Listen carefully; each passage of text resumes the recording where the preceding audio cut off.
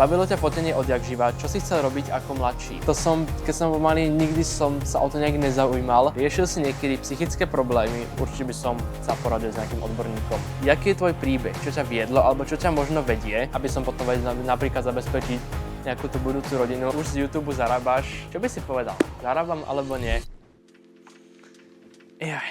Čau, ja ťa vítam u ďalšieho videa. Dlho sme sa takto na kameru nevideli. Mal som toho plno pretočeného, jak už cez Krumlova, tak z Lipna a potom z Prahy. A celkovo som dlho takto nerozprával na kameru. No a o čo poviem v dnešnom videu? Podľa názvu videa viete, že to je Q&A. Na Instagrame aj v YouTube komunite som vám dal možnosť sa ma pýtať na otázky. Bolo ich tam celkom dosť, že sa teším, aké otázky si mi tam pokladali. No a ja to asi nejdem nejak naťahovať, budem rád za like, odber a poďme na to. Adela sa ma pýta, bavilo ťa fotenie odjak živa, čo si chcel robiť ako mladší? Neviem, či ma úplne bavilo odjak živa, ale keď som bol už menší, asi tak 8 až 10 ročný, tak som mal YouTube kanál, kde som natáčal hry. Dalo mi to proste takú tú... Mohol som si to proste otestovať, jak strihať tie videá, jak to natočiť. A tam som vlastne už sa nejak dostal k tomu natáčaniu, aj potom nejakomu foteniu tých miniatúr a tak. I keď to proste boli, vtedy by to nakreslilo lepšie aj 4-ročné dieťa. Ale čo sa týka ako toho fotenia, ako takého, že iba fotografie, to som, keď som bol malý, nikdy som sa o to nejak nezaujímal. Ani som o tom ani moc nevedel proste. Keď som bol niekde, tak som si cvakal na mobil.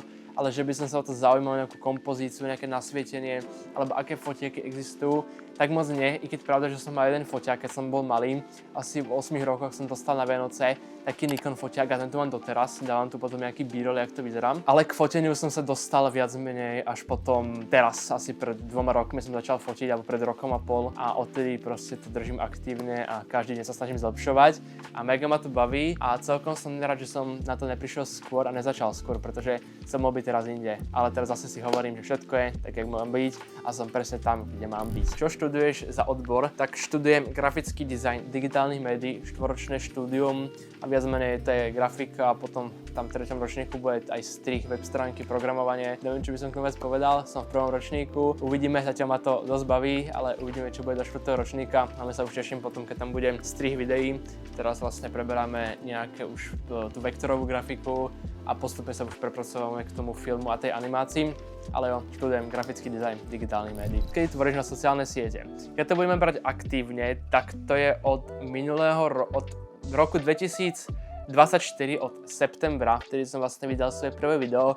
Predtým som vlastne točil tie dokumentárne videá asi rok. No a minulý rok v januári alebo vo februári som už začal tvoriť tieto IRL videá. No a dneska to už je vlastne rok a pol, čo tak nejak tvorím. V septembri tohto roku, to už sú 2 roky, čo budem tak nejak aktívne vydávať na rôzne platformy. Ale keby to mám brať úplne od začiatku, tak som začal tvoriť na sociálne siete, keď som mal tak 10 až 11 rokov a tam som točil hry Brawl Stars. Každý niekde začínal, že jo? Naučilo ma to proste, jak na ten YouTube tvoriť, trošku som sa očuchol aj k tomu strihu a k tej grafike a za túto skúsenosť som naopak rád. Juri sa ma pýta, už z YouTube zarábaš? Čo by si povedal? Zarábam alebo nie? Ne, nejdem to nejak naťahovať, YouTube mi do tejto chvíle nezarobil ani cent.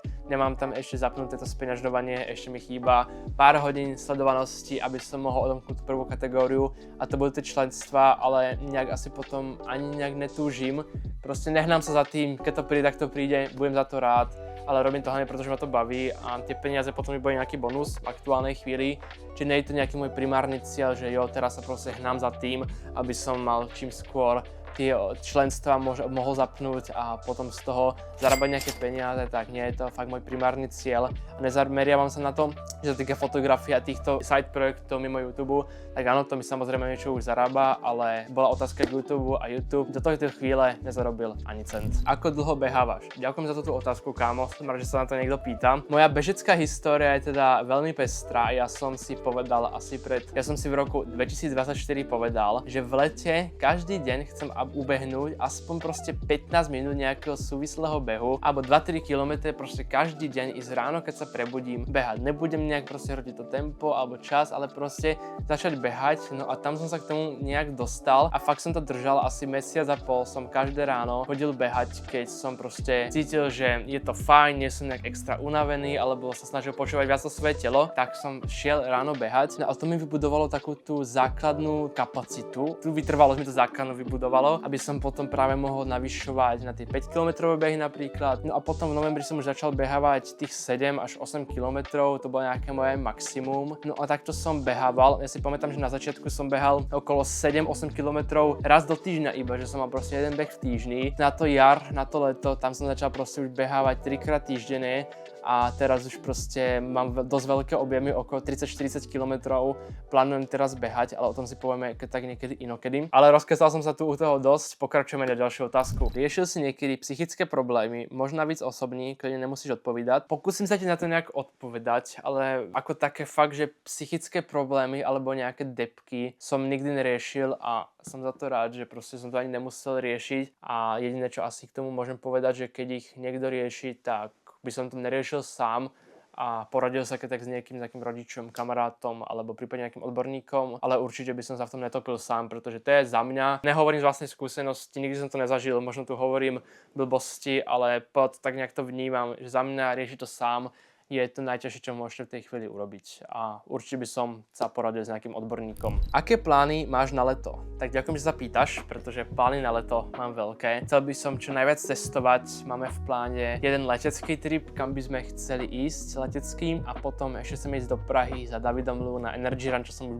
bol aj minulý rok a to sa teda extrémne teším a som rád, že proste do Prahy opäť prídem a budem si môcť zabehnúť ten Energy Run, pretože z Bratislavy tú Prahu nemám úplne najbližšie, bohužiaľ si rád za tým dojdem a je to pre mňa aspoň mega špeciálne, že aspoň raz do roka sem dojdem a budem môcť ísť s tak inšpiratívnym človekom pre mňa behať. Ale celkovo mám v pláne veľa cestovať a proste poznávať ten svet a užívať si to teplo, čo bude, hlavne ale trénovať, furt behávať, cvičiť, točiť pre vás videá a celkovo to leto stráviť na maximum a vo všetkom sa tak nejak posúvať, aby jedného dňa tieto videá ma mohli treba zaživiť alebo proste niečo z tohto tu balíčku, čo robím. Jaký je tvoj príbeh? Čo ťa viedlo alebo čo ťa možno vedie, motivuje a inak drž sa.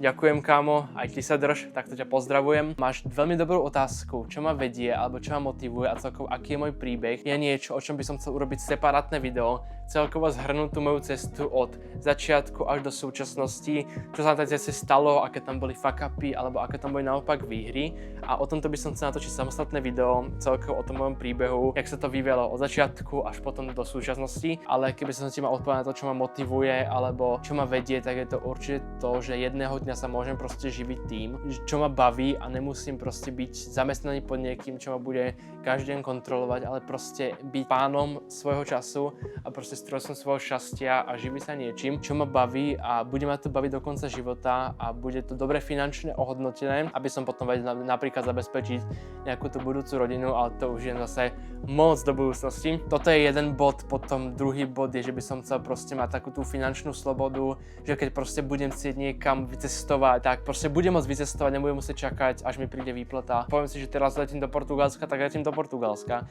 a proste takáto tá časová a finančná sloboda, to je taký jeden môj veľký cieľ, čo by som v živote chcel dosiahnuť. No a čo ma motivuje, tak je tá vízia toho proste, že sa to dá robiť, ale treba tomu dať prácu a keď tomu dáte fakt 100% fokus, tak ja osobne myslím, že nejde neúspieť alebo nemať aspoň nejaký ten čiastočný úspech a keď do toho dáte fakt tú pílu a tých 100% toho fokusu, tak proste za mňa nemôžeme neúspieť. To proste to nedáva zmysel v tom vesmíre. Na toto ma motivuje a na to si spomeniem vždycky, keď proste sa mi nechce niečo robiť alebo proste nemám na to nejaký extra chuť, tak si spomeniem na tieto dve veci a väčšinou ma to proste nakopne a púšťam ma to robiť tú vec, pretože viem, že keď ju spravím, tak som zasa o ten krok bližšie k tomu, čo raz chcem dosiahnuť. Ďalšiu otázku tu máme od Anešky a rovno dve dokonca. Jedna je, čo ťa na fotení najviac baví a potom druhá, odkedy sa venuješ foteniu. Takto odkedy sa venujem foteniu som už odpovedal predtým, to keď tak si pretože naspäť, ale odpoviem ti na tú otázku o tom, čo ťa na fotení najviac baví, že to je proste pestré a môžete byť do toho kreatívni, že môžete vymýšľať rôzne uhly alebo rôzne kompozičné prvky, jak tú fotku vylepšiť a celkovo jak z rôzneho uhlu vyfotiť. Každá fotka je sama o sebe originálna a nikto nikdy nevyfotí úplne totožnú fotku, jak ste vyfotili vy a baví ma na tom, že to je proste kreatívne, môžete sa s tým vyhrať a ja som osobne dosť kreatívny človek, baví ma proste vymýšľať rôzne veci, nápady na to nejak čo natočiť alebo jak čo vyfotiť alebo jaké video spraviť a celkovo to fotenie ide s tým dosť v ruke, pretože môžete sa s tým vyhrať a máte proste v tom tú voľnú ruku, čo mňa na tom dosť baví. Čiže tieto 3 body, tá kreativita, tá pestrosť a v rámci možnosti aj tá originalita sú 3 veci, ktoré ma na tom najviac bavia. Robil si niekedy plávanie alebo chodil si na nejaké tréningy. Toto vie o mne málo ľudí, ale ja od 6 rokov aktívne som plával už do nejakých 15, chodil som na kurzy a to je teraz, jak počítam, 9 rokov, čo som aktívne plával. Každý týždeň som mal proste plavecké tréningy až do nejak minulého roku do 15, kedy som sa proste začal už viac venovať tým iným športom. Naplno som začal šlapať do toho behu. Keby teraz nemám túto históriu plaveckú, tak neviem, či by som ten môj cieľ, ktorý chcem si v tomto roku splniť, a to je zabehnúť triatlon, konkrétne sprint distance, to je vlastne 700 metrov plávanie, 20 km bicykel a 5 km beh, tak neviem, či by to bolo vôbec reálne, pretože by som podľa môjho názoru, keby ma rodičia vtedy neprihlásili na to plávanie v tých 6-7 rokoch, tak neviem, či by som sa vôbec k tomu nejak dostal a vôbec vedel plávať a ten triatlon by som pravdepodobne v tomto roku absolútne nemal ani pomyslenie na to, že by som to išiel robiť, že 700 metrov vo vode, kde, to by som proste asi neuplával, keby som proste nemal túto históriu, ale jo, plaveckú históriu mám dosť pestrú teda. Z Instagramu to je všetko a teraz prejdeme na YouTube a Jesse Animace sa ma pýta, jaké máš cíle na rok 2026? Opäť veľmi dobrá otázka, ďakujem vám za ne guys, mega si ich vážim a na toto ma mega baví odpovedať. Tak jeden z mojich veľkých cieľov, jak som tu už načal pred chvíľou, tak je ten triatlon. Ten ma čaká v máji, 23. mája. To je ten najväčší športový gól tento rok, ktorý chcem zabehnúť a plánujem o tom robiť aj video, čiže na to si určite počkajte a chcem sa s tým fakt vyhrať. Potom ďalší športový cieľ, chcel by som zabehnúť nejaké PR-ka, 10 km pod 45 minút by som chcel a to už bude tiež za chvíľku. Na taký apríl by tam mohol byť prvý pokus. Potom čo sa týka YouTube, tak na YouTube určite 1000 odberateľov, ak nie 1500, chcel by som to fakt tento rok pušnúť a tie odbery trošku navýšiť. 1000 odberateľov by mohlo byť už možno do toho mája, do toho 23. mája by sme to možno mohli stihnúť. No a do konca roka by sme mohli dať 1500, uvidíme, jak to pôjde. Na Instagrame potom by som chcel tiež určite 1000 followerov na tom Samuel Hronec Foto. Uvidíme, jak sa to vyvrbí, tiež na Instagrame to som teraz dosť pušovať tie reelska, ale hlavný cieľ je si to všetko užívať a všetko si to vychutnávať. Pretože poslednú dobu zistujem, že nie je asi ani nič dôležitejšie, než mať proste potom, keď niečo dorobíte alebo niečo urobíte, ten dobrý pocit, že ste urobili niečo pre to svoje budúce ja a urobili ste proste niečo pre seba, čo vás zase posunulo o ten krok dopredu. Poslednú otázku tu máme od Ziroxa a ten sa ma pýta, koľko mám rokov. Na to odpoviem veľmi rýchlo, mám 16 rokov, teraz v januári 15. som mal 16 a beží mi 16. rok mojho života. Na toto by bolo všetko a verím, že sa vám video páčilo. Budem rád za like a odber a keby ste chceli niekedy napríklad do nejakého pol roka pokračovanie, tak mi určite dajte vedieť do komentárov a môžeme treba niečo vymyslieť. Keď budú otázky od vás, tak to milé rád natočím a milé rád vám aj ešte zodpoviem. Ja vám ďakujem, že ste video sledovali, budem rád za like a odber a my sa budeme u ďalšieho videa. A čau sa majte a čaute.